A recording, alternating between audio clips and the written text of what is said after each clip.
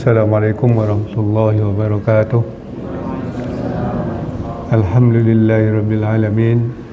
Wassalatu wassalamu ala asyrafil anbiya'i wal mursalin wa ala alihi wa ashabihi wa man tabi'ahum bi ihsan ila yaumiddin. Amma ba'du, fa ya ayyuhal muslimun rahimakumullah. Allahumma 'allimna ma yanfa'una wanfa'na bima 'allamtana. Subhanaka la ilma lana illa ma 'allamtana innaka antal alimul hakim. Kaum muslimin, jemaah maghrib yang mudah-mudahan senantiasa dirahmati Allah Subhanahu wa taala. Pada kesempatan ini kita lanjutkan tafsir Imam Al-Baghawi Ma'alimut Tanzil yang sudah kita perkenalkan pada pertemuan yang lalu tentang Al-Imam Al-Baghawi, yaitu Abu Muhammad Al-Husain bin Mas'ud Al-Farra Al-Baghawi radhiyallahu anhu wa an walidayhi. Pada kesempatan ini, karena kalau kita membaca kitab pengantarnya yang ditulis oleh penulisnya, itu mesti kita baca. Pertama, ya untuk mengambil berkah dari ilmu yang sudah dituliskannya. Sudah payah menuliskannya, tapi tidak kita baca, ya itu akan mengurangi keberkahannya. Oleh sebab itu perlu kita baca pengantar. Yang kedua, dalam pengantar itu ada gambaran isi atau dia manhaj yang dia lalui dalam menjelaskan ayat-ayat Allah itu. Sebelum kita memulai, mari kita kirimkan pahala Al-Fatihah untuk beliau, untuk Syekh Al-Imam Abu Muhammad Al-Husain bin Ibnu Mas'ud Al-Baghawi. Mudah-mudahan dengan membaca kitabnya kita mendapat ilmu darinya dan dapat kita miliki ilmunya itu dan dapat pula kita amalkan dan menambah keberkahan pula kepada kita. Ala hazin niyah. Al-Fatihah. A'udzubillahi minasyaitonir rajim. Bismillahirrahmanirrahim. Alhamdulillahirabbil alamin. Arrahmanir rahim. Maliki yaumiddin. Iyyaka na'budu wa iyyaka nasta'in. Ihdinas siratal mustaqim. Siratal ladzina an'amta 'alaihim ghairil maghdubi 'alaihim waladdallin. Amin. Naskah dari kitab ini sudah, sebagaimana yang sudah disampaikan, sudah di-share di grup, ya, baik di grup Perti. A'udzubillahi minasyaitonirrajim. Bismillahirrahmanirrahim. Qala Syekhul Imamul Ajallus Sayyid Muhyis Sunnah Nasiruddin Mufti Syarqi wal Gharbi Abu Muhammad Al-Husain bin Mas'ud Al-Farra radhiyallahu anhu wa an walidayhi. Berkata Imam mulia, Sayyid yang menghidupkan sunnah, pembela agama, mufti di timur dan di barat, Abu Muhammad Al-Husain bin Mas'ud Al-Farra Al-Baghawi radhiyallahu anhu wa an walidayhi. Alhamdulillahillazi zil uzmati wal kibriya. Segala puji bagi Allah yang memiliki keagungan dan kebesaran. Wal izzati wal baqai, dan kemuliaan dan kekekalan. Wal raf'ati wal alai, dan kemuliaan dan ketinggian dan kemuliaan. Wal majdi was sanai, dan juga segala keagungan dan pujian. Ta'ala, maha suci dari berbilang dan daripada bersekutu. Wa taqaddasa anil amsa wal nuzara, dan maha suci Allah daripada segala keserupaan dan segala bandingan. Wassalatu ala nabiyyi wa safiyyi Muhammadin khatamil anbiya wa imamil atqiya adadi zawa zarratis sara wa nujumis sama.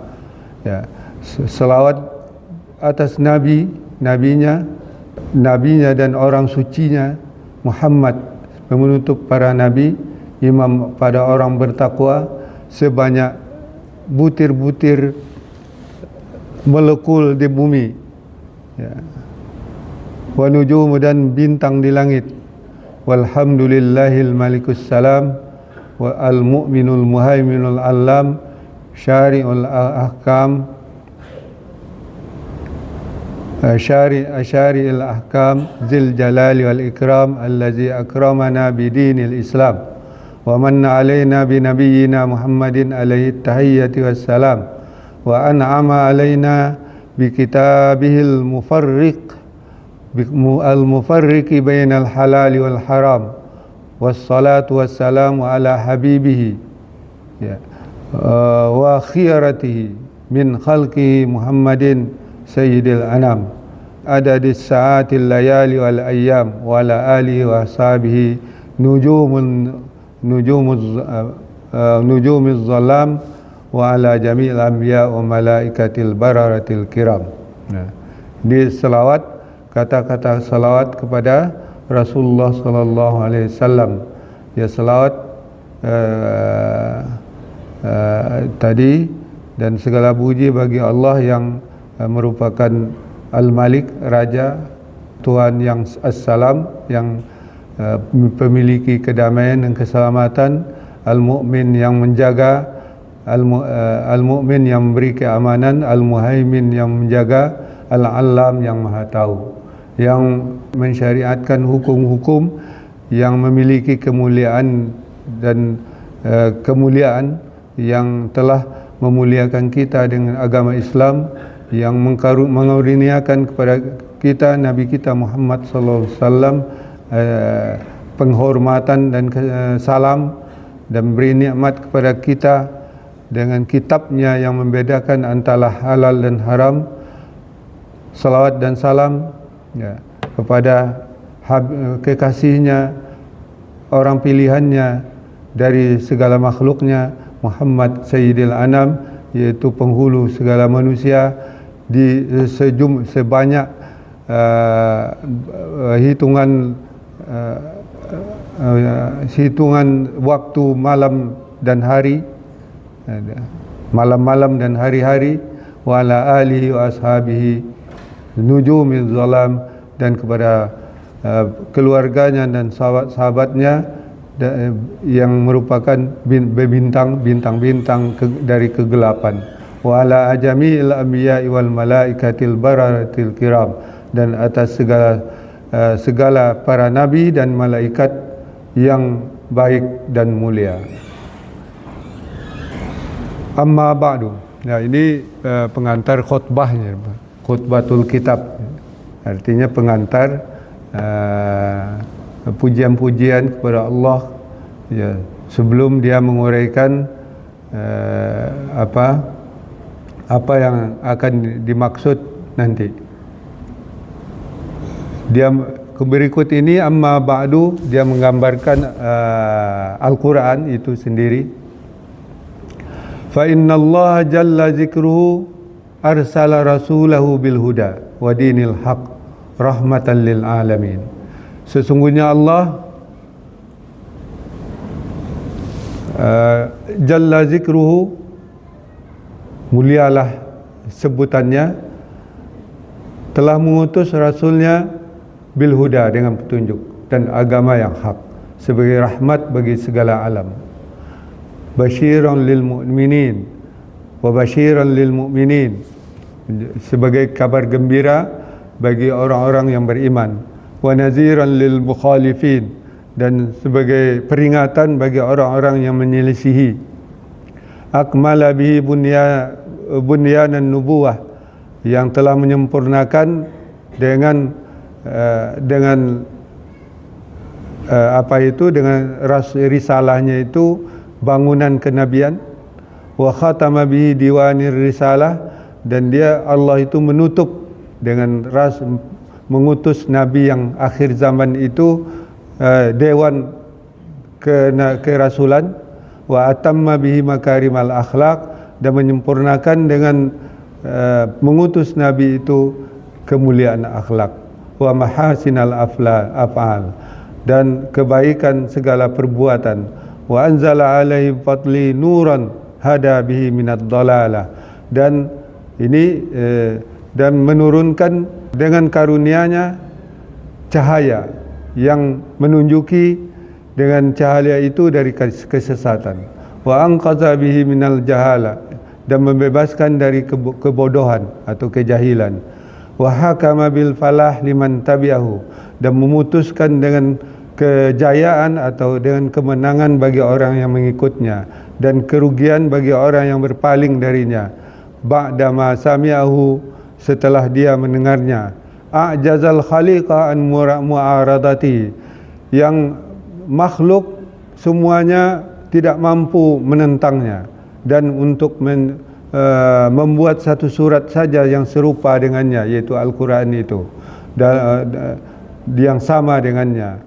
Dan wasahhala 'alal khalqi ma'a ijazi tilawatahu, dia mudahkan kepada khalayak atau makhluk bersama dengan daya ijaznya, kemu'jizatannya, dimudahkan membacanya. Wa yassara 'alal alsuni qira'atahu, dan dia mudahkan membacanya atas segala lidah. Jadi lidah bangsa apa saja gitu bisa membacanya. Amara fihi wa zajara, dan dia memerintah padanya, dan juga dia menghukum, menghardik. Wa basyara wa anzara, dan memberi kabar gembira dan memberi peringatan.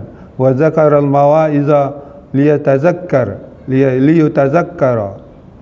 dan dia menyebutkan segala pengajaran agar diambil pelajaran darinya. Wa qassa an ahwalil madin liyu'tabara, dan dia kisahkan dalam Al-Quran itu segala ihwal orang-orang terdahulu untuk diambil iktibar. Wa daraba fihil amsal yatadabbar, dan dia gubah perumpamaan, dia beri perumpamaan di dalam Al-Quran itu agar bisa kita ditadabburi atau dihayati. Wa dalla ala ayatit tauhid yutafakkara, dan dia menunjukkan kepada ayat-ayat atau tanda-tanda keesaan Allah atau tauhid agar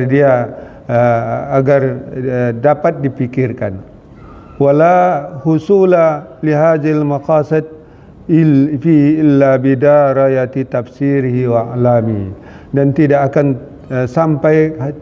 berhasil kepada tujuan-tujuan ini kecuali dengan ilmu atau penguraian tafsirnya dan penjelasan-penjelasannya. Wa ma'rifati asbabi nuzulihi, dan mengenal sebab-sebab turunnya dan hukum-hukumnya. Wal hukuf ala nasikhihi wa mansukhihi, dan sampai atau menemukan yang nasikh dan mansukhnya, khas dan amnya. Kemudian dia Al-Quran itu merupakan kalamun mu'jiz, yaitu perkataan yang mengandung mukjizat. Wa bahrun amikun, dan lautan yang dalam. La nihayata li asrari ulumi, tidak ada akhir, tidak ada kesudahan bagi rahasia-rahasia ilmunya. La daraka li haqaqiqi ma'anihi, tidak sampai pengetahuan kepada hakikat maknanya yang sebenarnya, karena yang tahu maknanya itu Allah. Wa qad allafa a'immatus salaf fi anwa'i ulumi kutuban, dan para imam salaf telah menyusun dalam berbagai ilmu Al-Quran itu berbanyak kitab. Kullun ala qadri fahmihi, semuanya itu sesuai dengan tingkat pemahamannya. Wa mablaghi ilmi, dan batas ilmunya. Nazran lil khalaf, yaitu menjadi tinjauan bagi ulama khalaf. Fasyakarallahu ta'ala sa'yahum wa rahima kafatahum. Mudah-mudahan Allah membalas usaha mereka dan memberi rahmat semua mereka. Nah, ini pengantar menjelaskan Al-Quran supaya kita mempelajari dulu bahwa Al-Quran itu adalah sebuah kitab yang membedakan dari halal yang haram, yang menentukan syariat dan hukumnya, dan segala kisah-kisah untuk diambil ibarat iktibar dari kisah-kisah itu dari umat-umat yang terdahulu. Dan dalam untuk mengetahui semuanya itu kita mesti mengerti berbagai macam yang terkait dengan tapi sejauh itu Al-Quran sebagai mukjizat. Jadi Al-Quran itu adalah mukjizat bagi Rasulullah SAW. Itu dari segi pandangan umumnya. Secara khusus Al-Quran itu sendiri mengandung kekuatan. Jadi Al-Quran, internal Al-Quran itu ada daya di situ. Daya itu sangat kuat. Dia melemahkan apa saja yang mau menentangnya. Nah, itulah yang disebut i'jazul Quran. Jadi Allah SWT menantang manusia ini untuk meniru satu surat saja dari Al-Quran. Ya. Wa in kuntum fi raibin mimma nazzalna ala abdina fa'tu bi suratin misli wad'u syuhada'akum min dunillahi in kuntum shadiqin. Dan banyak ayat, ada yang menantang 10 surat dan ada yang seluruh Al-Quran. Kalau berhimpun jin dan manusia sedunia ini untuk meniru ke Al-Quran ini, mereka tidak akan bisa meniru. Itulah karena daya Al-Quran yang memiliki kekuatan yang tidak bisa ditiru, bahasanya tinggi. Ya. Di samping itu rahasia-rahasia Al-Quran itu tidak habis ditafsirkan. Ketika seorang mufassir menafsirkan ayat Al-Quran itu, datang lagi mufassir lain mungkin akan berbeda. Satu zaman lahir berbagai tafsir, di zaman lain akan lahir pula tafsir Al-Quran. Begitulah terusnya, sehingga Al-Quran itu tidak pernah habis digali dan ditimba ilmunya daripadanya. Dan itulah kenyataannya. Ini di abad ke 6 Hijriah atau ke 5 Hijriah, atau ke abad ke 11 Masehi. Tafsir ini jadi lebih dulu lagi mengawalinya para tabi'in, dan yang tafsir yang disusun sebagai buku tafsir pertama oleh Imam At-Tabari abad ke-3, abad ke-4 Hijriah. Nah, begitulah terus berkembang dari masa ke masa, sehingga banyak sekali referensi tafsir Al-Quran itu muncul, ya, sepanjang waktu. Karena aspek-aspek, segi-segi yang untuk menjelaskan Al-Quran itu banyak sekali. Ya, di samping ilmu-ilmu yang diperlukan itu, ya, dikatakan di sini bahwa tafsir Al-Quran itu atau pemahaman Al-Quran itu tidak akan dipahami, tidak akan mendekati pemaham kecuali dengan dirayah, bidirayah tafsiri, itu mengurai dengan ilmu tafsirnya itu dengan berbagai penjelasan-penjelasannya, termasuk mengetahui asbabun nuzul. Asbabun nuzul secara khusus itu adalah riwayat-riwayat, ya, riwayat-riwayat yang berkenaan dengan peristiwa-peristiwa terjadi yang direspon oleh Al-Quran atau yang direspon oleh masyarakat, ya, terhadap ayat-ayat tersebut, dan itu sumbernya adalah riwayat-riwayat sebagaimana yang disebutkan dalam kitab-kitab hadis. Sedangkan nasikh dan mansukh juga secara real oleh ulama ditetapkan, walaupun ada yang menyangkal bahwa tidak ada nasikh dan mansukh di dalam Al-Quran.